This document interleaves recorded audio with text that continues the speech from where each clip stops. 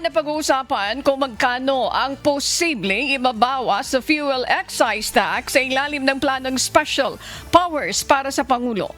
Ayon kay Yusek Claire Castro, pakikinggan pa ni Pangulong Ferdinand Marcos Jr. ang rekomendasyon ng economic team ng pamahalaan hinggil dito. Ito ay upang matukoy kung anong reduction rate ang pinakamainam ipatupad.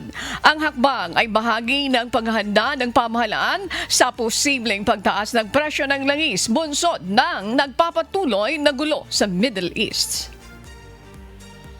Ano na pag-usapan po ito? Wala pong napag-usapan kung gaano kalaki, kung gaano kababa.